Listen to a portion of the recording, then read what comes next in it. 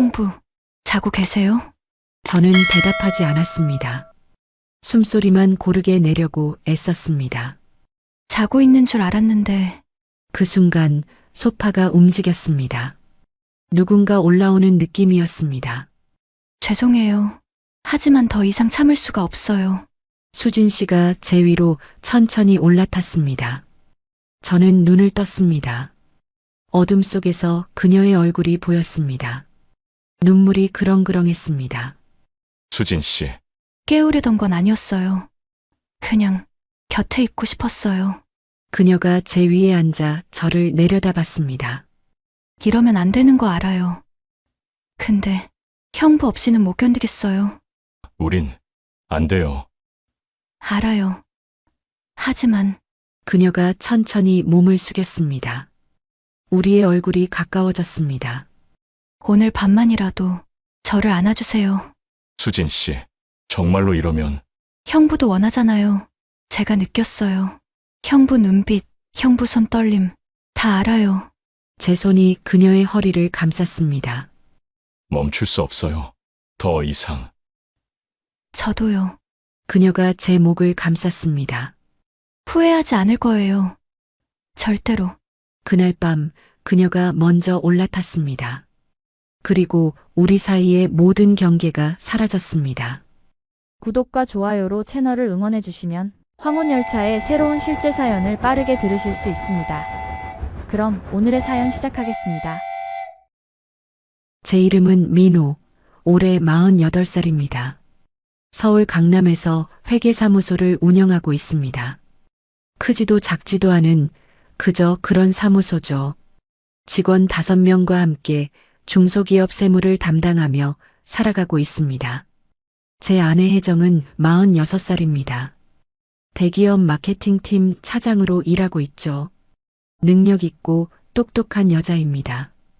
결혼한 지 15년이 되었습니다. 15년. 숫자로는 짧아 보이지만 우리 부부에게는 참 긴 시간이었습니다. 사랑으로 시작했지만 어느 순간부터 익숙함으로 이어진 결혼 생활이었습니다. 자식은 없습니다. 혜정의 선택이었습니다. 커리어에 집중하고 싶다는 그녀의 뜻을 저는 존중했습니다. 아니, 존중한다기보다는 그냥 따랐다는 표현이 맞겠네요. 그리고 수진 씨는 혜정의 대학 동기입니다. 20년 넘게 절친으로 지내온 사이죠. 가끔 우리 집에 놀러 오곤 했는데 저는 그녀를 그저 아내의 친구 정도로만 생각했습니다. 44살의 수진 씨는 얼마 전 이혼했습니다. 15년 결혼 생활을 정리하고 새 출발을 준비하는 중이었습니다. 혜정이 자주 그녀 걱정을 했던 기억이 납니다. 그런 수진 씨가 우리 집에 머물게 된 건 바로 그날부터였습니다. 혜정이 출장 가방을 챙기던 날 아침이었습니다. 여보, 일주일 정도 걸릴 것 같아. 혼자 잘 지낼 수 있지? 아내는 항상 그랬습니다. 물어보지만 대답을 기다리지 않았습니다. 저는 그저 고개만 끄덕였죠. 참, 수진이가 며칠 우리 집에 머물 거야. 이혼 수속 끝내고 새 집 구할 때까지만. 수진 씨가? 응. 혼자 모텔 생활하는 거 안쓰러워서. 괜찮지? 괜찮냐고 물었지만 이미 결정된 일이었습니다. 15년 결혼 생활이 그랬습니다. 혜정은 결정하고 저는 따랐습니다. 그날 저녁 7시쯤 수진 씨가 작은 캐리어 하나를 끌고 왔습니다. 형부, 패 끼쳐서 죄송해요. 아니에요. 편하게 계세요. 수진 씨는 44살이었습니다. 혜정보다 2살 어렸지만 어딘지 더 여려 보였습니다. 최근 이혼 때문인지 그녀의 눈가엔 지워지지 않는 피로가 서려 있었습니다. 객실 준비해뒀어요. 불편한 거 있으면 말씀하세요. 고마워요, 형부. 그녀는 작게 웃었습니다. 그 웃음이 왠지 슬퍼 보여서 저는 시선을 피했습니다. 첫날 밤은 조용히 지나갔습니다. 저는 서재에서 늦게까지 일했고 수진 씨는 객실에서 쉬었습니다. 각자의 공간에서 각자의 외로움을 사귀며 밤을 보냈습니다. 이틀째 되던 날이었습니다. 밤 11시쯤 저는 서재에서 나와 거실을 지나가고 있었습니다. 불을 끄고 자려던 참이었죠. 그런데 소파에 누군가 누워 있었습니다. 어둠 속이라 얼굴은 잘 보이지 않았지만 저는 당연히 혜정인 줄 알았습니다. 출장 일정이 바뀌어서 일찍 돌아왔나 보다 생각했죠. 여보. 저는 조용히 다가가 담요를 꺼내 덮어주려 했습니다. 그 순간이었습니다. 담요를 펼치려는 제 손목을 누군가 부드럽게 잡았습니다. 형부? 그 목소리는 혜정이 아니었습니다. 수진 씨? 제 심장이 뛰기 시작했습니다. 어둠 속에서 그녀의 얼굴이 천천히 드러났습니다. 달빛이 커튼 사이로 스며들어 그녀의 윤곽을 희미하게 비쳤습니다. 깜짝이야. 객실에 계시는 줄 알았는데 잠이 안 와서 소파가 더 편할 것 같아서요. 그녀는 여전히 제 손목을 잡고 있었습니다. 놓아야 한다는 걸 알았지만 어느 쪽도 먼저 손을 떼지 못했습니다. 담요 가져다 드리려고. 고마워요. 수진 씨가 천천히 일어났습니다. 그녀는 얇은 잠옷 차림이었고 달빛 아래 그녀의 어깨 라인이 드러났습니다. 저는 황급히 시선을 돌렸습니다. 형부는 혜정 언니 없으니까 외롭지 않으세요? 갑작스러운 질문이었습니다. 글쎄요. 익숙해서요. 익숙하다는 건 외롭다는 뜻이잖아요. 그녀의 말에 가슴 한쪽이 뜨끔했습니다. 맞는 말이었으니까요. 저는 오래전부터 외로웠습니다. 아내가 옆에 있을 때도 없을 때도 마찬가지였습니다. 수진 씨도 그런가요? 제가 물었습니다. 저요?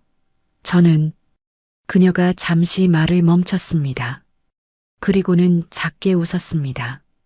저는 오래전부터 외로웠어요. 결혼했을 때도 지금도요. 우리는 어둠 속에서 서로를 바라봤습니다. 그 침묵이 이상하게 편안했습니다. 말하지 않아도 알 것 같았습니다.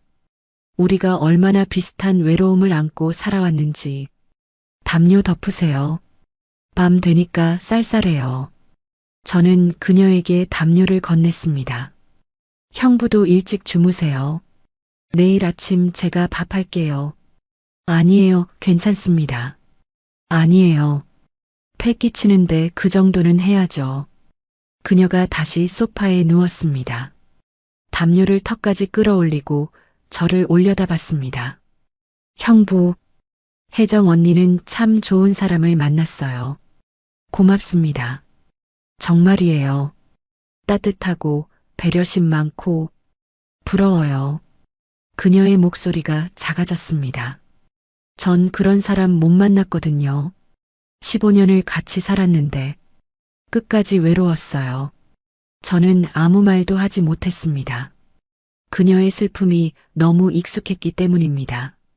저 역시 같은 감정을 안고 살아왔으니까요. 잘 주무세요, 수진 씨. 네. 형부도요. 저는 서재로 돌아왔습니다. 하지만 잠이 오지 않았습니다. 계속 거실에 수진 씨가 생각났습니다. 그녀의 눈빛, 그녀의 목소리, 그녀가 내뿜던 은은한 샴푸 향기까지. 새벽 2시가 넘어서야 겨우 잠이 들었습니다. 다음 날 아침 부엌에서 고소한 냄새가 났습니다. 형부 일어나셨어요? 아침 준비했어요. 수진 씨는 앞치마를 두르고 있었습니다. 식탁엔 된장찌개와 계란말이, 김치볶음이 놓여 있었습니다. 이렇게까지 하실 필요 없는데. 아니에요. 혼자 계시는데 제대로 챙겨 드시나 싶어서요. 우리는 마주 앉아 밥을 먹었습니다. 이상하게 편안했습니다. 혜정과 함께 밥 먹을 때보다 더 편안했습니다. 맛있어요. 다행이다. 입맛에 맞으시면 매일 해드릴게요. 그럼 제가 설거지 할게요. 형부가요? 안 돼요. 아니에요. 당연히 해야죠. 밥을 먹고 함께 설거지를 했습니다. 수진 씨가 그릇을 씻으면 저는 물기를 닦아 정리했습니다. 그렇게 셋째 날이 지나갔습니다. 밤이 깊어갔습니다. 저는 서재에서 일을 하고 있었고 수진 씨는 객실에서 쉬고 있을 거라 생각했습니다. 그런데 11시 반쯤 노크 소리가 들렸습니다. 형부, 잠깐 들어가도 될까요? 네, 들어오세요. 수진 씨가 서재 문을 열었습니다. 그녀는 긴 원피스형 잠옷을 입고 있었고 머리를 느슨하게 묶고 있었습니다. 늦은 시간에 죄송해요. 그런데 잠이 안 와서요. 무슨 일 있으세요? 아니, 그냥 누군가랑 얘기하고 싶어서요. 혼자 방에 있으니까 자꾸 이상한 생각만 들어서. 그녀가 서재 구석 소파에 앉았습니다. 괜찮으시면 조금만 여기 있어도 될까요? 형부 일 방해 안 할게요. 괜찮아요. 앉아 계세요. 저는 다시 컴퓨터를 켰지만 일이 손에 잡히지 않았습니다. 수진 씨가 옆에 있다는 것만으로 신경이 쓰였습니다. 형부, 네. 혜정 언니랑은 언제부터 멀어지셨어요? 갑작스러운 질문이었습니다. 멀어진 게 아니라 원래 가까웠던 적이 없었던 것 같아요. 15년이나 같이 사셨는데요.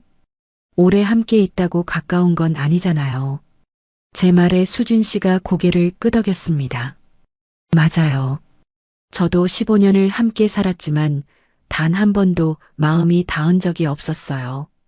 그 사람은 저를 필요로 하지 않았어요. 그냥 있으면 편한 가구 같은 존재였죠. 그녀의 목소리에 울음이 섞여 있었습니다. 이혼하고 나니까 후련한 것보다 허무하더라고요. 15년이 통째로 허공에 날아간 것 같아서요.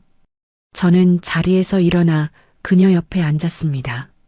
수진 씨, 괜찮으세요? 괜찮아요.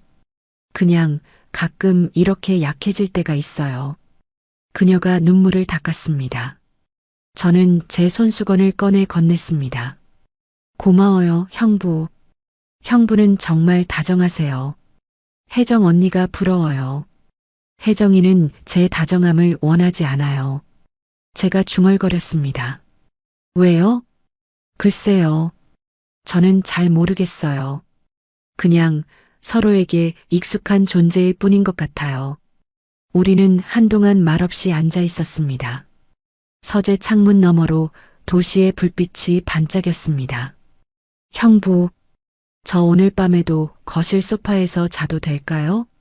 혼자 있기 싫어요. 네, 그러세요. 수진 씨가 서재를 나갔습니다. 저는 1시간쯤 더 일을 하다가 불을 끄고 나왔습니다.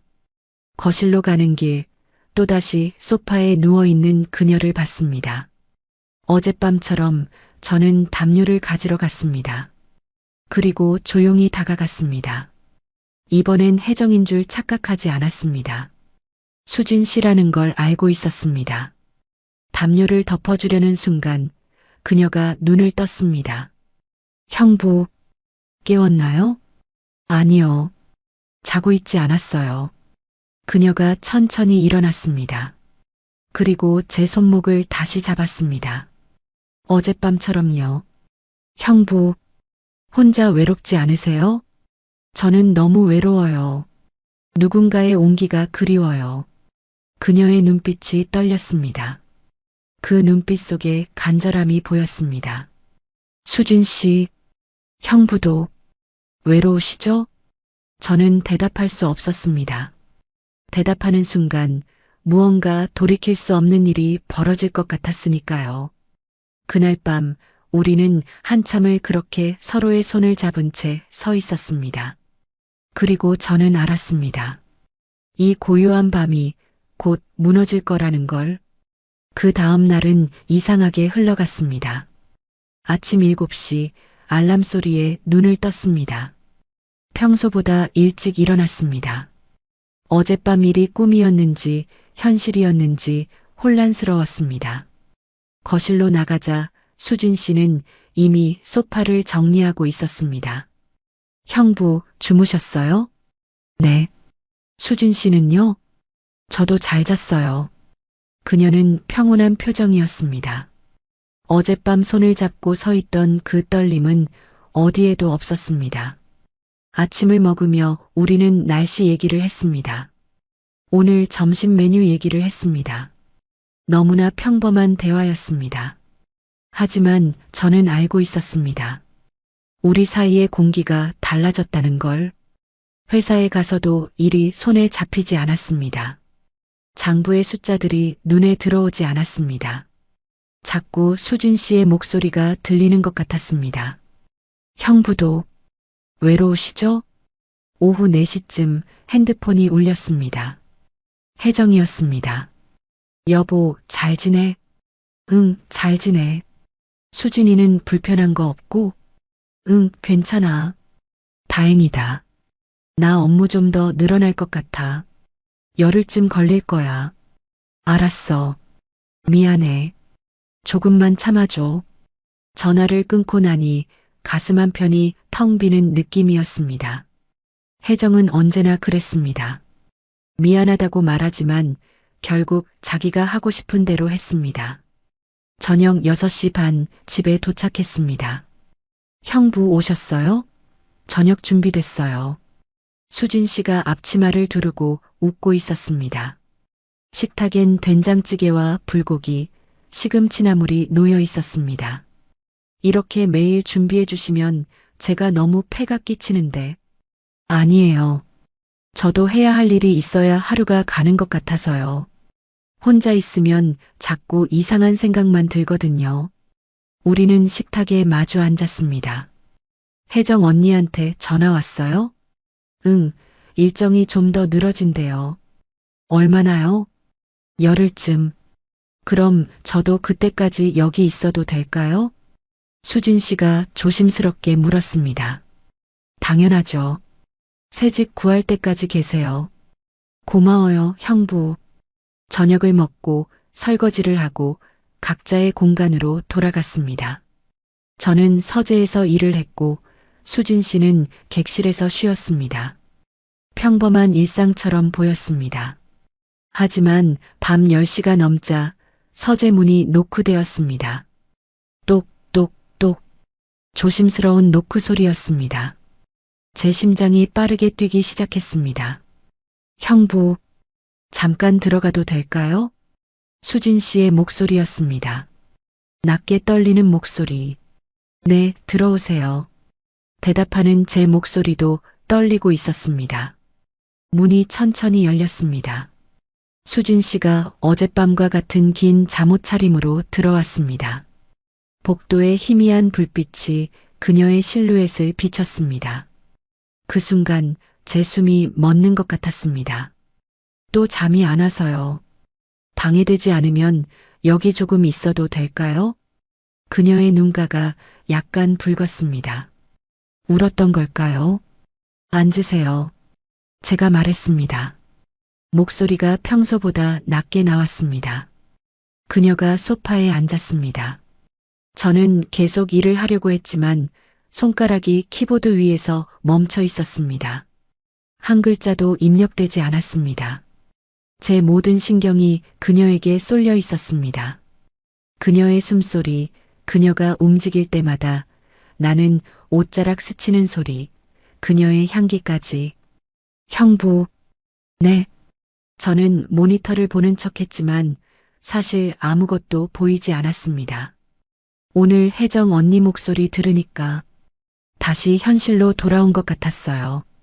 그녀의 말에 저는 천천히 고개를 돌렸습니다. 수진 씨는 창밖을 바라보고 있었습니다. 도시의 불빛이 그녀의 옆 얼굴을 비쳤습니다. 무슨 말씀이세요? 여기 있는 게 꿈처럼 느껴져서요. 수진 씨가 작게 웃었습니다. 슬픈 미소였습니다. 너무 편하고 따뜻해서 이게 제 삶이 아닌 것 같아요. 마치 다른 사람의 인생을 잠깐 빌려 사는 것 같은 기분이랄까요? 그녀가 무릎을 껴안았습니다.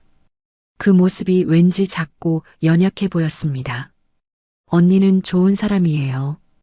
능력도 있고 똑똑하고 자기 삶을 주도적으로 살아가는 사람이죠. 수진 씨의 목소리에 존경과 부러움이 섞여 있었습니다. 전 그런 사람이 되지 못했어요. 한 번도요. 언니 옆에만 서면 저는 항상 그림자처럼 느껴졌어요. 수진 씨도 충분히 좋은 사람이에요. 제가 말했습니다. 아니에요. 그녀가 고개를 저었습니다. 전 항상 누군가에게 기대서 살았어요. 부모님한테, 남편한테, 친구한테. 혼자서는 아무것도 못하는 사람이에요. 결정도 못 내리고 선택도 못하고 그냥 끌려다니기만 했어요. 그녀의 목소리가 떨렸습니다. 눈물이 고이는 게 보였습니다. 이혼하고 나니까 무서웠어요. 정말 무서웠어요. 혼자 살아간다는 게 44살인데 아직도 세상이 무서운 사람이에요. 저는 이렇게 나이만 먹고 아무것도 못하는 저는 더 이상 참을 수 없었습니다. 일어나서 그녀 옆에 앉았습니다. 가까이 앉자 그녀의 샴푸 향기가 더 선명하게 느껴졌습니다. 수진 씨, 괜찮아요. 제 손이 그녀의 손을 감쌌습니다. 그녀의 손은 차갑고 떨리고 있었습니다. 천천히 가면 돼요. 서두를 필요 없어요. 형부. 수진 씨가 고개를 들어 저를 바라봤습니다. 눈물이 맺혀 있었습니다. 형부는 저를 어떻게 보세요? 갑작스러운 질문이었습니다. 아니, 갑작스럽지 않았습니다. 우리 둘 다 이 질문이 나올 줄 알고 있었습니다. 저는 한참을 망설였습니다. 솔직해져야 할까요? 아니면 계속 숨겨야 할까요? 좋은 사람이라고 생각해요. 안전한 대답이었습니다. 하지만 거짓은 아니었습니다. 그뿐인가요? 그녀가 다시 물었습니다. 이번엔 더 직접적으로 그녀가 저를 바라봤습니다. 그 눈빛에 무언가 간절한 것이 담겨 있었습니다. 갈망, 두려움, 기대, 불안. 수많은 감정이 교차하고 있었습니다. 수진 씨, 제 목소리가 갈라졌습니다. 형부, 솔직하게 말씀해 주세요. 그녀가 한 발 더 다가왔습니다. 우리 사이의 거리가 점점 좁혀지고 있었습니다. 저한테 다른 감정은 정말 없으세요? 제 심장이 미친 듯이 뛰기 시작했습니다. 가슴이 터질 것 같았습니다. 그런 걸 왜? 어젯밤에 느꼈거든요. 수진 씨가 제 눈을 똑바로 바라봤습니다. 형부 손이 떨리는 거, 제 손을 잡을 때 심장 소리가 빨라지는 거, 다 느꼈어요. 저만 이런 감정을 느끼는 건 아니라는 걸 알았어요. 저는 대답할 수 없었습니다. 부정하고 싶었지만 거짓말을 할 수가 없었습니다. 수진 씨가 한 발 더 다가왔습니다. 이제 우리 무릎이 닿을 정도로 가까워졌습니다. 형부도 외로우시잖아요. 그녀의 목소리가 속삭임처럼 작아졌습니다. 혜정 언니는 형부를 진짜로 보지 않아요. 저는 알아요. 어릴 때부터 언니 옆에 있었으니까. 언니는 형부를 사랑한 적이 없어요. 필요했을 뿐이에요. 그 말이 가슴에 꽂혔습니다. 부인하고 싶었지만 맞는 말이었으니까요. 언니는 형부의 눈빛을 본 적이 없어요. 형부가 언니를 어떻게 바라보는지, 언니를 위해 얼마나 많은 걸 참아왔는지 한 번도 몰랐어요. 수진 씨의 눈에서 눈물이 흘러내렸습니다. 하지만 전 봤어요. 며칠 같이 지내면서 형부가 얼마나 외로운 사람인지, 얼마나 따뜻한 사람인지, 얼마나 다정한 사람인지 다 봤어요. 수진 씨, 이러시면 안 돼요. 제가 떨리는 목소리로 말했습니다. 왜요? 그녀가 물었습니다. 우리 둘 다 외로운데 왜 위로하면 안 돼요? 우리 둘 다 아픈데 왜 서로를 감싸 안으면 안 돼요? 그녀의 손이 제 손을 잡았습니다. 어젯밤보다 더 강하게, 더 간절하게. 저 형부한테 끌려요. 고백이었습니다. 떨리는 고백이었습니다. 며칠 같이 있으면서 계속 생각했어요. 이렇게 다정한 사람이 세상에 있구나. 이런 사람이 옆에 있으면 얼마나 행복할까. 이런 사람에게 사랑받으면 얼마나 따뜻할까. 그녀의 목소리가 점점 작아졌습니다. 제가 이상한 건가요? 친구의 남편한테 이런 감정을 느끼다니. 저도 제가 이상해요. 근데 멈출 수가 없어요. 수진 씨, 진정하세요. 하지만 제 말엔 힘이 없었습니다. 저 자신도 진정할 수 없었으니까요. 진정할 수 없어요. 수진 씨가 흐느꼈습니다. 저 혼자는 이제 정말 못 견디겠어요. 15년을 외롭게 살았어요. 남편 옆에 있었지만 매일 밤 혼자였어요. 누군가 곁에 있어줬으면 좋겠어요. 진짜로 저를 보는 사람이 있었으면 좋겠어요. 그게 형부면 좋겠어요. 그녀의 눈에서 눈물이 주르륵 흘러내렸습니다. 저는 망설였습니다. 이성은 손을 떼라고 소리쳤습니다. 하지만 가슴은 그녀를 안고 싶어 했습니다. 수진 씨, 우린 이러면 안 되는 사이예요. 알아요. 그녀가 고개를 끄덕였습니다. 알아요. 전 언니 친구고 형부는 언니 남편이고 우린 절대로 이러면 안 되는 사이라는 거 너무 잘 알아요. 근데 그녀가 저를 바라봤습니다. 멈출 수가 없어요. 형부도 그렇지 않으세요? 저는 대답할 수 없었습니다. 침묵이 대답이 되었습니다. 수진 씨가 제 어깨에 얼굴을 묻었습니다. 그녀의 따뜻한 숨결이 제 목덜미에 닿았습니다. 온몸에 전율이 흘렀습니다. 그냥 오늘 밤만 안아주시면 안 될까요? 그녀가 울먹이며 말했습니다. 아무것도 안 할게요. 정말 아무것도 안 할게요. 그냥 누군가 곁에 있다는 느낌만 받고 싶어요. 혼자가 아니라는 느낌만. 그것만 있으면 돼요. 제 손이 떨렸습니다. 심장이 터질 듯이 뛰었습니다. 이성은 거부하라고 소리쳤지만 몸은 움직이지 않았습니다. 아니, 움직일 수 없었습니다. 형부, 그녀가 고개를 들어 저를 바라봤습니다. 눈물로 젖은 눈, 떨리는 입술, 창백한 얼굴. 그 눈빛 속에 담긴 간절함, 외로움, 그리움. 모든 것이 저를 흔들었습니다. 저는 무너지고 말았습니다. 제 팔이 천천히 그녀를 감쌌습니다. 조심스럽게 하지만 확실하게. 이러면 안 되는 건데. 제가 중얼거렸습니다. 알아요. 수진 씨가 제 품에 더 깊이 파고들었습니다. 우린 돌이킬 수 없는 길로 가는 거예요. 그래도 그녀가 제 가슴에 얼굴을 묻었습니다. 괜찮아요. 오늘 밤만이라도 괜찮아요. 수진 씨가 제 품에 안겼습니다. 그녀의 체온이 전해졌습니다. 따뜻하고 부드럽고 진짜였습니다. 그녀의 숨소리가 들렸습니다. 빠르고 떨리고 살아있었습니다. 저도 그녀를 더 꽉 안았습니다. 이 순간이 꿈이 아니라는 걸, 이 온기가 진짜라는 걸 확인하고 싶었습니다. 오랜 세월 얼어붙어 있던 제 가슴이 천천히 녹아내리는 걸 느꼈습니다. 따뜻해요. 우리는 얼마나 그렇게 있었을까요? 시간이 멈춘 것 같았습니다. 얼마나 지났을까요? 형부, 저 여기서 자도 될까요? 수진 씨가 조심스럽게 물었습니다. 네. 저는 그녀를 놓지 않은 채 대답했습니다. 저는 먼저 소파에 누웠습니다. 수진 씨가 담요를 가져왔습니다. 그리고 제 옆에, 아니, 제 위에 조심스럽게 다가왔습니다. 형부, 이렇게 해도 될까요? 그녀가 떨리는 목소리로 물었습니다. 무슨, 말이 끝나기 전에 수진 씨가 천천히 제 위로 올라왔습니다. 제 심장이 멎는 것 같았습니다.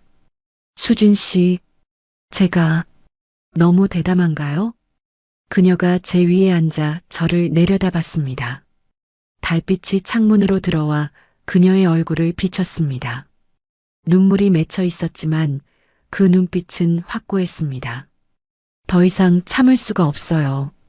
형부를 이렇게라도 느끼고 싶어요. 그녀가 제 가슴에 손을 얹었습니다. 제 심장 소리가 그녀의 손바닥에 전해졌을 겁니다. 심장이 빨리 뛰고 있어요. 당연하죠. 제가 떨리는 목소리로 대답했습니다. 형부도 저 때문에 이렇게 떨리시나요? 네. 솔직한 대답이었습니다. 수진 씨가 천천히 몸을 숙였습니다. 우리의 얼굴이 가까워졌습니다. 그녀의 숨결이 제 입술에 닿았습니다. 형부, 키스해도 될까요? 수진 씨, 우린 안 된다는 거 알아요. 하지만 그녀의 손이 제 뺨을 감쌌습니다. 오늘 밤만이라도 당신의 여자가 되고 싶어요. 그 말에 제 마지막 이성이 무너졌습니다. 제 손이 그녀의 허리를 감쌌습니다. 그리고 그녀를 끌어당겼습니다. 우리의 입술이 닿았습니다. 긴 키스였습니다. 절박하고 간절하고 뜨거웠습니다. 오랜 외로움이, 오랜 그리움이, 오랜 갈망이 그 키스에 담겨 있었습니다. 민호 씨, 수진 씨가 제 이름을 불렀습니다. 형부가 아닌 이름으로. 수진 씨, 저도 그녀의 이름을 불렀습니다. 서재 창문 너머로 달빛이 들어왔습니다. 도시의 불빛이 깜빡였습니다. 하지만 우리는 아무것도 보지 못했습니다. 오직 서로만 느낄 수 있었습니다. 그날 밤 서재 소파 위에서 그녀가 제 위에 올라탔습니다. 우리의 숨소리가 점점 가까워졌습니다. 그녀의 심장 소리가 들렸습니다. 빠르게 뛰고 있었습니다. 제 심장도 마찬가지였습니다. 우리는 그렇게 밤을 보냈습니다. 그녀는 제 위에서 저는 그녀를 아는 채로 오랜 외로움이 만들어낸 금지된 위로였습니다. 죄책감과 행복이 뒤섞인 복잡한 감정이었습니다. 하지만 그 순간만큼은 우리는 그저 외롭지 않았습니다. 새벽 3시쯤 수진 씨가 먼저 잠들었습니다. 저는 그녀의 얼굴을 바라봤습니다. 달빛 아래 그녀의 얼굴은 평온했습니다. 처음 본 그녀의 편안한 표정이었습니다. 미안해요, 수진 씨. 마음속으로 말했습니다. 제가 당신을 지켜줄 수 있을지 모르겠어요. 하지만 적어도 오늘 밤만큼은 외롭지 않게 해줄게요. 저는 조용히 그녀의 품에서 빠져나왔습니다. 최대한 깨우지 않으려고 조심스럽게 움직였습니다. 담요를 덮어주고 한 번 더 그녀를 바라봤습니다. 평화로운 얼굴이었습니다. 저는 서재를 나왔습니다. 복도를 지나 침실로 향했습니다. 혜정과 함께 썼던 침실. 하지만 지금은 혜정이 없었습니다. 침대에 누웠지만 잠이 오지 않았습니다. 천장을 바라보며 생각했습니다. 나는 지금 무엇을 하고 있는 걸까? 죄책감이 밀려왔습니다. 혜정에게 미안했습니다. 15년을 함께한 아내를 이렇게 배신하고 있다는 게 비록 사랑은 식었지만 그래도 배신은 배신이었습니다. 수진 씨에게도 미안했습니다. 제가 그녀에게 줄 수 있는 게 뭘까요? 불안한 미래, 숨어야 하는 관계, 죄책감뿐인 사랑. 그녀는 그런 걸 원하는 게 아닐 텐데. 하지만 동시에 이상한 충만함도 느껴졌습니다. 오랜만에 누군가에게 필요한 사람이 된 것 같았습니다. 누군가의 외로움을 채워줄 수 있는 사람이 된 것 같았습니다. 누군가에게 진짜 온기를 줄 수 있는 사람이 된 것 같았습니다. 그리고 알았습니다. 이제 우리는 예전으로 돌아갈 수 없다는 걸. 어젯밤 서재에서 나는 그 온기가 우리의 운명을 바꿔놓았다는 걸. 동이 트기 시작했습니다.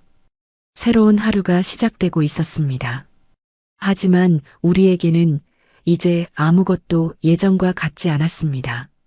아침 햇살이 커튼 사이로 스며들었습니다. 눈을 뜨자 시계가 9시를 가리키고 있었습니다. 회사의 지각이었습니다. 하지만 몸을 일으킬 힘이 없었습니다. 어젯밤 일이 파노라마처럼 스쳐 지나갔습니다. 서재에서 소파에서 수진 씨를 안았던 그 순간들이 나는 대체 무슨 짓을 한 걸까? 죄책감이 밀려왔습니다.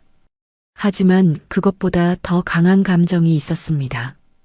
그녀가 보고 싶다는 마음이었습니다. 겨우 몸을 일으켜 거실로 나갔습니다. 수진 씨는 부엌에 서 있었습니다. 평소처럼 아침 준비를 하고 있었습니다. 형부 일어나셨어요? 아침 차려놨어요. 그녀의 목소리는 너무나 평온했습니다. 어젯밤 일이 없었던 것처럼요. 고맙습니다. 저는 식탁에 앉았습니다. 수진 씨가 밥과 국을 놓았습니다. 오늘 회사 안 가세요? 아, 전화해야겠네요. 저는 회사에 오전 반차를 냈습니다. 몸이 안 좋다고 둘러댔습니다. 형부, 괜찮으세요? 얼굴이 안 좋아 보여요. 아니, 괜찮아요. 우리는 마주 앉아 밥을 먹었습니다. 하지만 어제와는 달랐습니다. 공기가 무거웠습니다. 숟가락 부딪히는 소리만 들렸습니다. 한참 후 수진 씨가 먼저 말을 꺼냈습니다. 형부, 어젯밤 일은 잊어주세요. 그녀의 목소리가 작았습니다. 수진 씨, 제가 잠깐 정신이 나갔던 것 같아요. 외로움에 제가 선을 넘었어요. 정말 죄송해요. 그녀는 고개를 들지 못했습니다. 형부는 아무 잘못 없어요. 제가 먼저 그런 분위기를 만들었으니까요. 부디 혜정 언니한테는 말 안 해요. 제가 끊어서 말했습니다. 수진 씨도 잘못 없어요. 저도 외로웠으니까요. 수진 씨가 고개를 들었습니다. 그녀의 눈가가 붉었습니다. 형부, 우리 둘 다 순간의 외로움에 그런 거예요. 그러니까 너무 자책하지 마세요. 네. 그날 하루는 이상하게 흘러갔습니다. 오후 2시쯤 회사에 나갔습니다. 일은 손에 잡히지 않았습니다. 장부를 보고 있어도 자꾸 수진 씨 생각만 났습니다. 그녀의 떨리던 목소리, 그녀가 제품에 안겼을 때의 따스함, 그녀의 숨소리까지. 이러면 안 되는데 스스로에게 계속 다짐했습니다. 하지만 마음은 그렇지 않았습니다. 저녁 7시 집에 돌아왔습니다. 형부 오셨어요? 수진 씨가 환하게 웃으며 맞아주었습니다. 마치 아침에 그 무거운 공기는 없었던 것처럼요. 저녁 준비했어요. 오늘은 제육볶음이에요. 고생하셨어요. 우리는 식탁에 앉았습니다. 수진 씨가 먼저 밥을 떠주었습니다. 형부 많이 드세요. 요즘 밥을 너무 안 드시는 것 같아서. 그래요? 잘 먹고 있는데. 아니에요. 아침에 밥 한 공기도 안 드셨잖아요. 그녀는 세심했습니다. 제가 먹는 것까지 신경 쓰고 있었습니다. 수진 씨는 새 집 알아보고 있어요? 제가 물었습니다. 아직이요. 사실 어디로 가야 할지 잘 모르겠어요. 그냥 여기가 너무 편해서. 그녀가 말끝을 흐렸습니다. 편하게 계세요. 급하게 나가실 필요 없어요. 그래도 되나요? 폐가 너무 되는데. 아니에요. 저도 좋아요. 제 말에 수진 씨가 저를 바라봤습니다. 그 눈빛에 무언가 복잡한 감정이 스쳐 지나갔습니다. 형부, 네, 혹시 어젯밤 일 정말 아무렇지 않으세요? 갑작스러운 질문이었습니다. 아무렇지 않다고 하면 거짓말이겠죠. 저도요. 아무렇지 않은 척 했는데 하루 종일 그 생각밖에 안 났어요. 수진 씨가 숟가락을 내려놓았습니다. 형부 품에 안겼을 때 정말 안심이 됐어요. 15년 결혼 생활 동안 한 번도 느껴본 적 없는 편안함이었어요. 수진 씨, 이러면 안 되는 거 알아요. 언니 남편이고 저는 언니 친구고. 그런데 마음이 자꾸 흔들려요. 그녀의 목소리가 떨렸습니다. 형부는 저를 어떻게 생각하세요? 저는 한참 동안 대답하지 못했습니다. 모르겠어요. 솔직히 말하면 저도 혼란스러워요. 수진 씨를 보면 마음이 흔들려요. 제 고백에 수진 씨의 눈이 커졌습니다. 하지만 우린 이러면 안 돼요. 혜정이한테 미안하고 무엇보다 수진 씨한테 미안해요. 제가 수진 씨를 이용하는 것 같아서. 아니에요. 수진 씨가 급하게 말했습니다. 형부는 절 이용하는 게 아니에요. 저도 형부가 필요해요. 정말로요. 그녀가 손을 뻗어 제 손을 잡았습니다. 이렇게 서로 필요로 하는 게 나쁜 건가요? 우리 둘 다 외로운데 서로 위로하는 게 잘못인가요? 수진 씨, 저 더 이상 혼자는 못 견디겠어요. 형부 옆에 있고 싶어요. 이기적인 거 알아요. 하지만 그녀의 눈에서 눈물이 흘러내렸습니다. 저는 그녀의 손을 꽉 잡았습니다. 오늘 밤 또 서재에 와도 될까요? 수진 씨가 조심스럽게 물었습니다. 저는 대답 대신 고개를 끄덕였습니다. 밤 10시가 넘자 예상대로 서재 문이 노크되었습니다. 형부, 수진 씨가 들어왔습니다. 어젯밤과 같은 긴 잠옷 차림이었습니다. 오늘도 곁에 있어 주세요. 네. 그녀가 소파에 앉았습니다. 저도 그녀 옆에 앉았습니다. 형부, 안아줘도 될까요? 수진 씨, 딱 한 번만요. 그 다음엔 정말 안 그럴게요. 하지만 우리 둘 다 알고 있었습니다. 그것이 마지막이 될 수 없다는 걸. 저는 그녀를 안았습니다. 그녀도 제 품에 안겼습니다. 형부, 따뜻해요. 수진 씨도요.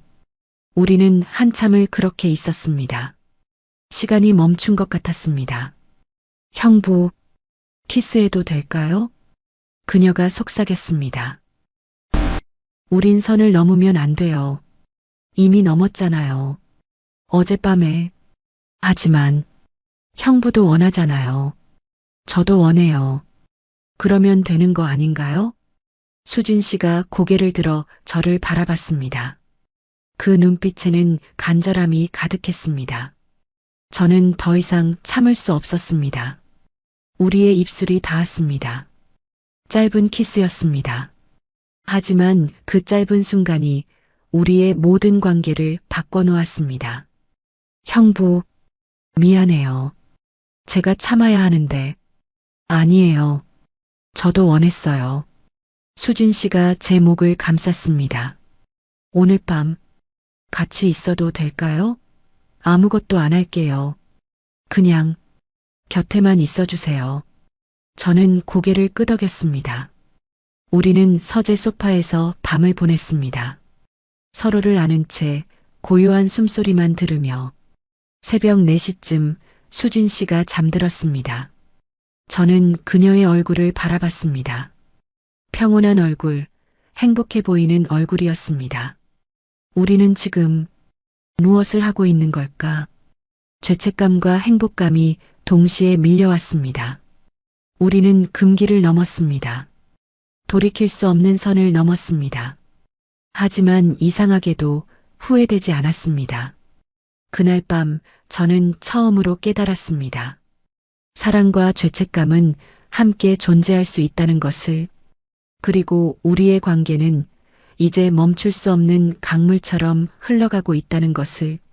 그날 이후 우리의 일상은 완전히 달라졌습니다.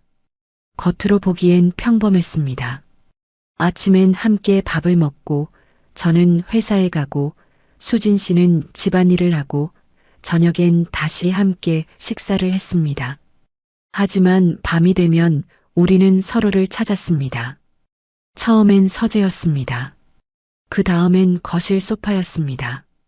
그리고 어느 날부터는 제 침실이었습니다. 형부, 오늘은 여기서 자도 될까요? 수진 씨가 조심스럽게 물었습니다. 네. 우리는 같은 침대에 누웠습니다. 혜정과 함께 잤던 그 침대에 죄책감이 밀려왔습니다. 하지만 수진 씨의 따스함이 그것을 덮어버렸습니다. 형부, 고마워요. 저한테 이렇게까지 해주셔서 제가 고마워요. 수진 씨가 옆에 있어줘서 우리는 서로를 안았습니다. 그리고 키스했습니다. 처음엔 조심스러웠던 키스가 점점 깊어졌습니다. 수진 씨의 손이 제 등을 쓰다듬었고 제 손도 그녀의 허리를 감쌌습니다. 형부, 저 이제 더 이상 참을 수 없어요. 수진 씨, 저도 형부를 원해요. 진짜로요. 그녀의 목소리가 떨렸습니다. 그날 밤 우리는 마지막 선을 넘었습니다. 달빛이 커튼 사이로 스며들었습니다. 고요한 밤 우리의 숨소리만 들렸습니다. 수진 씨는 제 품에서 조용히 울었습니다. 왜 우세요? 너무 행복해서요. 이렇게 행복한 게 처음이에요. 저도요. 우리는 아침까지 서로를 안고 있었습니다. 그날 이후 우리는 매일 밤 함께 했습니다. 낮에는 아무 일 없는 것처럼 지냈습니다. 하지만 밤이 되면 우리는 서로에게 빠져들었습니다. 어느 날 수진 씨가 물었습니다. 형부, 우리 이대로 괜찮을까요? 무슨 말이에요? 혜정 언니가 돌아오면 우린 어떻게 되는 거예요? 저는 대답할 수 없었습니다. 생각하고 싶지 않았습니다. 모르겠어요. 저는 형부 없이는 못 살 것 같아요. 이제 수진 씨가 제 손을 꽉 잡았습니다. 저도 그래요. 수진 씨 없는 삶은 상상할 수 없어요. 그럼 우리 어떻게 해요? 시간이 해결해 줄 거예요. 하지만 우리 둘 다 알고 있었습니다. 시간은 아무것도 해결해 주지 못한다는 걸. 혜정이 돌아오기 이틀 전이었습니다. 저녁을 먹고 우리는 거실 소파에 나란히 앉아 있었습니다. 형부, 저 내일 집 볼 거예요. 벌써요? 네. 언니 오기 전에 나가야죠. 수진 씨의 목소리가 떨렸습니다. 나가기 싫어요. 여기 있고 싶어요. 형부 곁에. 저도 수진 씨가 가는 거 원하지 않아요. 그럼 어떡해요? 우리는 한참을 말없이 앉아 있었습니다. 형부, 저 한 가지 부탁해도 될까요? 뭐든 말씀하세요. 오늘 밤 마지막으로 저를 안아주세요. 제대로요. 수진 씨가 저를 바라봤습니다. 그 눈빛에 간절함과 슬픔이 섞여 있었습니다. 저는 그녀의 손을 잡았습니다. 오늘이 마지막은 아니에요. 그럼요. 우리 계속 볼 수 있어요. 방법을 찾을 거예요. 진짜요? 네. 저는 수진 씨를 놓을 수 없어요. 이제 제 말에 수진 씨가 울음을 터뜨렸습니다. 고마워요, 형부. 제 평생 이렇게 행복한 적 없었어요. 그날 밤 우리는 서로를 더 깊이 느꼈습니다. 침실의 달빛 아래 우리는 서로의 이름을 불렀습니다. 민호 씨, 수진 씨, 우리는 서로에게 완전히 녹아들었습니다. 시간이 멈춘 것 같았습니다. 새벽이 되어서야 우리는 잠들었습니다. 서로를 꼭 안은 채로. 다음 날 아침 수진 씨는 짐을 쌌습니다. 형부, 저 갈게요. 벌써요? 저녁에 가도. 아니에요. 지금 가야 해요. 더 있으면 못 떠날 것 같아서요. 수진 씨가 눈물을 닦았습니다. 저는 그녀를 끌어안았습니다. 연락해요. 매일. 네. 꼭 해요. 새 집 주소 보내주세요. 제가 갈게요. 정말요? 네. 우리 계속 만나요. 수진 씨가 제 목을 감쌌습니다. 사랑해요, 민호 씨. 그녀의 고백에 제 가슴이 뛰었습니다. 저도 사랑해요, 수진 씨. 우리는 현관에서 마지막 키스를 나눴습니다. 그리고 그녀는 떠났습니다. 혼자 남은 집은 너무나 조용했습니다. 그날 저녁 혜정에게서 전화가 왔습니다. 여보, 나 내일 들어가. 일 다 끝났어. 그래, 잘 됐네. 수진이는 집 구했대? 응, 오늘 나갔어. 그래, 잘 됐다. 너 불편했을 텐데. 혜정은 아무것도 몰랐습니다. 이 집에서 무슨 일이 있었는지 전화를 끊고 저는 수진 씨에게 문자를 보냈습니다. 혜정이 내일 와요. 며칠 있다가 연락할게요. 금방 답장이 왔습니다. 네, 기다릴게요. 보고 싶어요. 저는 핸드폰을 꽉 쥐었습니다. 나도 보고 싶어요. 너무. 그날 밤 저는 혼자 침대에 누웠습니다. 수진 씨의 체온이 아직 남아있는 것 같았습니다. 그녀의 향기가 아직 배어있는 것 같았습니다. 우리는 앞으로 어떻게 되는 걸까? 죄책감과 그리움이 동시에 밀려왔습니다. 하지만 한 가지는 확실했습니다. 저는 이제 수진 씨 없이는 살 수 없다는 것. 그녀는 더 이상 아내의 친구가 아니었습니다. 제 사랑이었습니다. 돌이킬 수 없는 금지된 사랑이었습니다. 다음 날 오후 혜정이 돌아왔습니다. 여보, 다녀왔어. 어서 와. 혜정은 피곤한 얼굴이었습니다. 하지만 동시에 만족스러운 표정이었습니다. 출장 성공적이었어. 계약 다 따냈어. 잘했네. 수진이는 잘 지냈어? 응. 조용히 잘 있었어. 다행이다. 너도 불편하지 않았고. 혜정은 샤워를 하고 침대에 누웠습니다. 피곤해 죽겠어. 오늘은 일찍 자야겠다. 그래, 푹 쉬어. 혜정은 금방 잠들었습니다. 저는 그 옆에 누워 천장을 바라봤습니다. 며칠 전까지 이 자리에는 수진 씨가 있었습니다. 제 품에 안겨 잠들던 그녀가 핸드폰이 진동했습니다. 수진 씨였습니다. 민호 씨, 언니 오셨어요? 네, 방금 잠들었어요. 보고 싶어요. 너무. 저도요. 금방 연락할게요. 기다릴게요. 사랑해요. 저도 사랑해요. 문자를 주고받으며 저는 깨달았습니다. 저는 이미 선택을 한 것이라고.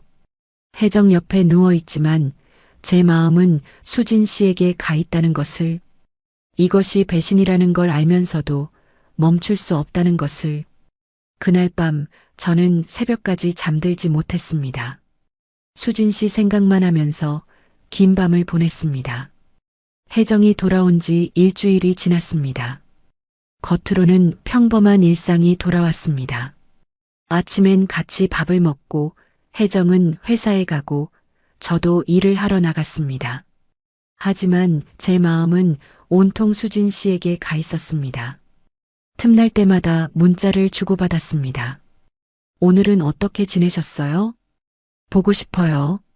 언제 볼 수 있어요? 저도 보고 싶어요. 곧 시간 만들게요.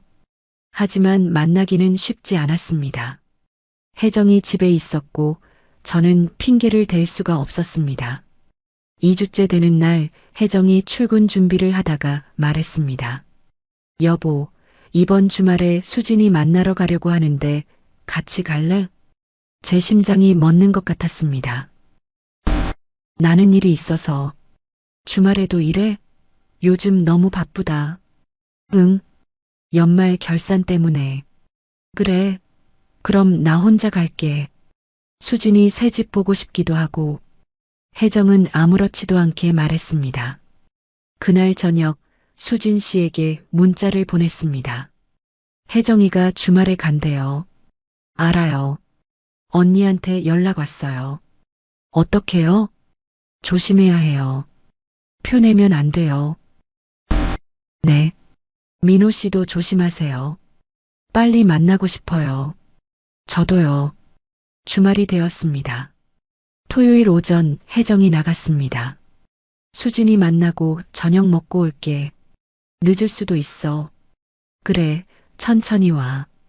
혜정이 나가자마자 저는 수진 씨에게 전화했습니다. 여보세요? 수진 씨, 저예요. 민호 씨. 그녀의 목소리가 밝아졌습니다. 혜정이 나갔어요. 오늘 시간 돼요? 지금요? 네. 언니는 저녁까지 안 올 거예요. 빨리 만날 수 있어요. 지금 갈게요. 1시간 후 저는 수진 씨의 새 집 앞에 서 있었습니다. 작은 원룸이었습니다. 하지만 깨끗하게 정리되어 있었습니다. 문이 열리고 수진 씨가 나왔습니다. 민호 씨, 수진 씨, 우리는 현관에서 서로를 꽉 껴안았습니다. 보고 싶었어요. 너무. 저도요. 매일매일 보고 싶었어요. 수진 씨가 제 목을 감쌌습니다. 그리고 키스했습니다. 긴 키스였습니다. 그리운 만큼, 간절한 만큼. 들어와요. 수진 씨가 제 손을 잡고 안으로 이끌었습니다. 작은 집이었지만 그녀의 향기로 가득했습니다.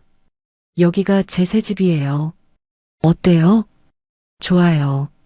수진 씨가 있는 곳이라서. 우리는 소파에 앉았습니다. 아니, 앉자마자 다시 서로를 안았습니다. 민호 씨, 2주 동안 얼마나 힘들었는지 몰라요. 매일 밤 혼자 울었어요. 저도요. 혜정 옆에 누워 있어도 수진 씨 생각만 났어요. 우리 어떻게 해요? 모르겠어요. 하지만 한 가지는 확실해요. 뭐요? 저는 수진 씨를 포기할 수 없어요. 제 말에 수진 씨가 울음을 터뜨렸습니다. 저도요. 민호 씨 없이는 못 살아요. 이제 우리는 서로를 더 깊이 안았습니다. 그리고 자연스럽게 우리는 그녀의 침대로 향했습니다.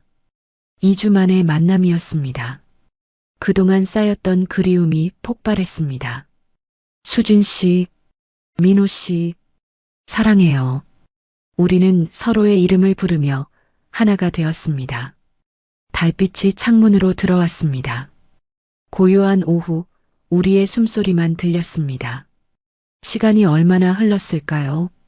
우리는 서로를 아는 채 누워 있었습니다. 민호 씨, 행복해요. 저도요. 영원히 이랬으면 좋겠어요. 그럴 수 있을까요? 수진 씨가 제 가슴에 얼굴을 묻었습니다. 모르겠어요. 하지만 전 민호 씨 곁에 있고 싶어요. 계속. 저도 그래요. 저는 그녀를 더 꽉 안았습니다. 수진 씨, 우리 정기적으로 만나요. 일주일에 한 번이라도. 정말요? 네. 혜정이 모르게 조심스럽게. 괜찮을까요? 괜찮아요. 우리 조심하면 돼요. 수진 씨가 고개를 끄덕였습니다. 네. 알았어요. 그럼 매주 만나요. 꼭. 우리는 다시 키스했습니다. 오후 5시쯤 저는 일어나야 했습니다. 우리는 현관에서 작별 키스를 나눴습니다. 사랑해요, 수진 씨. 저도 사랑해요, 민호 씨. 집으로 돌아오는 길, 제 마음은 복잡했습니다. 죄책감과 행복감이 동시에 밀려왔습니다. 나는 지금 무엇을 하고 있는 걸까? 하지만 멈출 수가 없어. 저녁 8시쯤 혜정이 돌아왔습니다. 다녀왔어. 어떻게 됐어? 수진이 잘 지내더라. 새 집도 괜찮고. 다행이야. 혜정은 아무것도 눈치채지 못했습니다. 그래, 잘 됐네. 근데 수진이가 이상하더라. 제 심장이 철렁했습니다. 뭐가? 표정이 밝아진 것 같아. 이혼하고 나서 처음으로 웃는 얼굴 봤어. 좋은 사람이라도 만난 것 같던데? 그래. 응. 뭐, 잘된 일이지.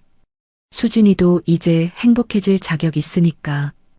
혜정은 아무렇지 않게 말했습니다. 하지만 저는 알고 있었습니다. 수진 씨가 웃는 이유를.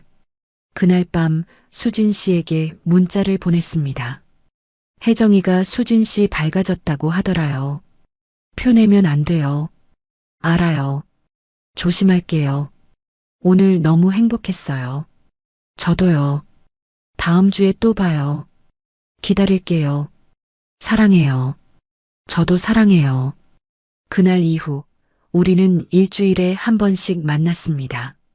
혜정이 모르게 조심스럽게 토요일 오후 수진 씨의 집에서 우리만의 시간이었습니다. 그리고 어느 날 모든 것이 무너졌습니다. 토요일 오후 수진 씨 집에서 함께 있을 때였습니다. 갑자기 초인종이 울렸습니다. 누구지? 수진 씨가 인터폰을 확인했습니다. 그리고 얼굴이 하얗게 변했습니다. 민호 씨, 혜정 언니예요. 제 머릿속이 하얗게 변했습니다. 어떡해요? 저 깜짝 방문이라고. 일단 침착하세요. 저는 황급히 신발을 신고 베란다 쪽으로 향했습니다. 수진 씨가 문을 열었습니다. 언니, 왜 왔어? 연락도 없이. 깜짝 방문. 오늘 일찍 끝나서. 근데 왜? 누구 있어? 혜정의 목소리가 들렸습니다. 아니. 청소하고 있었어. 그래. 내가 도와줄까? 발소리가 안으로 들어왔습니다. 저는 베란다에 숨어 숨을 죽였습니다. 언니 커피 줄게. 앉아 있어. 그래. 시간이 너무 느리게 흘렀습니다. 30분쯤 지났을까요? 나 이제 갈게. 저녁 준비해야 해서. 벌써? 조금만 더 있다가. 아니야. 민호가 기다려. 다음에 또 올게. 현관문이 닫히는 소리가 들렸습니다. 한참 후 수진 씨가 베란다 문을 열었습니다. 갔어요. 우리는 서로를 바라봤습니다. 그리고 털썩 주저앉았습니다. 정말 위험했어요. 죄송해요, 민호 씨. 제 불찰이에요. 아니에요. 다행이에요. 안 들켰으니까. 하지만 우리는 알았습니다. 이런 식으로는 오래 갈 수 없다는 것을. 그날 밤 저는 결심했습니다. 더 이상 이렇게 살 수 없다고. 수진 씨에게도 혜정에게도 그리고 저 자신에게도 정직해야 한다고. 다음 주 저는 혜정에게 말했습니다. 혜정아, 우리 얘기 좀 해야 할 것 같아. 무슨 얘기? 우리 관계에 대해서. 혜정이 저를 바라봤습니다. 갑자기 왜?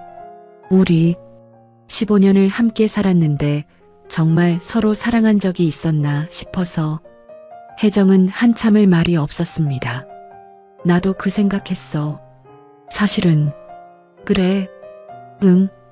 우리 너무 오래 습관처럼 살아온 것 같아. 사랑이 아니라 익숙함으로. 그럼 이혼하자는 거야? 혜정이 직설적으로 물었습니다. 그게 서로에게 좋을 것 같아. 혜정은 놀랍게도 화를 내지 않았습니다.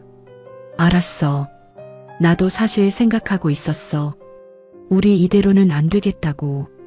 그렇게 우리는 조용히 끝을 맺기로 했습니다. 6개월 후, 저는 수진 씨와 함께 작은 아파트에서 살고 있습니다. 민호 씨, 저녁 됐어요. 금방 갈게요. 창문 너머로 석양이 지고 있습니다. 수진 씨가 웃으며 저를 부릅니다. 우리는 더 이상 숨지 않습니다. 당당히 서로의 이름을 부르며 살아갑니다. 물론 혜정과의 관계는 끊겼습니다. 친구들도 많이 떠났습니다. 하지만 후회하지 않습니다. 제 평생 처음으로 진짜 사랑을 하고 있으니까요. 민호 씨, 뭐 생각해요? 당신 생각. 에이, 거짓말. 진짜예요. 당신 만나서 제 인생이 달라졌어요. 수진 씨가 제 손을 잡습니다. 저도요. 민호 씨 만나서 정말 행복해요. 우리는 키스합니다. 창밖으로 도시의 불빛이 반짝입니다. 그날 밤 자고 있는 줄 알았던 그녀가 먼저 다가왔을 때 저는 몰랐습니다. 그것이 제 인생을 바꿀 거라는 것을. 하지만 지금 저는 감사합니다. 그날 밤이 있었기에 지금의 행복이 있으니까요. 때로는 금기를 넘어야만 진짜 행복을 찾을 수 있는 법입니다. 우리의 이야기는 그렇게 시작되었고 아직 끝나지 않았습니다. 앞으로도 계속될 것입니다. 사랑은 끝나지 않는 꿈이니까요. 오늘 사연은 여기까지입니다. 무료 구독과 좋아요를 꾹 눌러주시면 황혼열차의 기가 막힌 다음 사연들을 좀 더 빠르게 들으실 수 있습니다. 그럼 오늘도 건강하고 행복하세요.